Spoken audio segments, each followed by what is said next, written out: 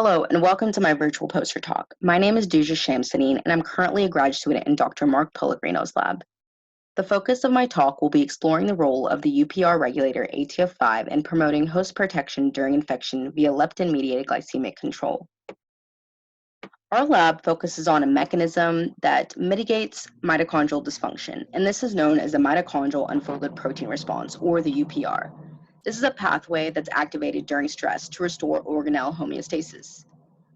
In the model organism C. elegans, it's been extensively researched, and it's been regulated by the transcription factor known as ATFS1.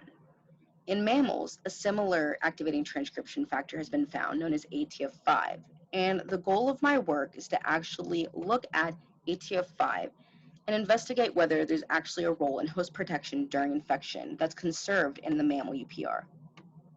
So the first thing we did was we actually wanted to look at the role of ATF5 during infection in terms of mitochondrial function.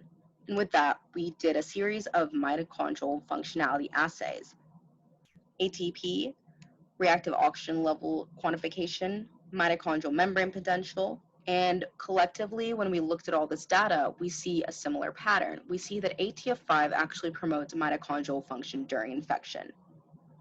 It limits reactive oxygen species accumulation and maintains mitochondrial membrane potential during infection.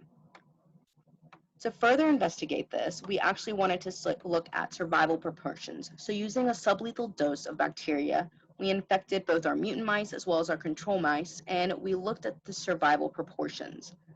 Within 6 days, we see a complete death in our mutant mice compared to our wild type, further indicating that ATF5 protects the host during infection. An interesting pattern that we consistently see is we see dysfunction in our mutant mice even without infection.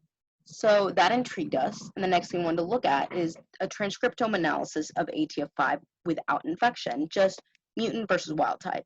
And an interesting find we look at is one of the most downregulated genes is something known as LEP. When we research this, we see that LEP actually controls leptin, which is a hormone that works in satiety. So when you have a decrease in leptin, we have an increase in a host actually eating. When a host continuously eats, this results in an increase in weight, and in fact, this results in obesity and finally hyperglycemia. Hyperglycemia actually affects the host's tight junctions in the intestines, eventually resulting in a leaky gut, and if a pathogen enters, they'll succumb to infection. So all this connected, we first wanted to investigate if our mice actually have hyperglycemia. And in fact, our mutant mice have hyperglycemia. This shows us that a loss of ATF5 results in this hyperglycemia. So next, we wanted to see when we actually administer leptin, would this in fact rescue our mice and show a decrease in body weight? And with leptin administration, we do in fact see a decrease in body weight. Finally, we wanted to continue to administer leptin and see if this would show a decrease in intestinal permeability. And in fact, when we administer leptin to our animals, we see a decrease in intestinal permeability in our mutant mice. This decrease in intestinal permeability results in, ideally, a decrease in infection. So overall, our data indicates that the UPR regulator ATF5 actually promotes this host protection during infection, and it is mediated by leptin.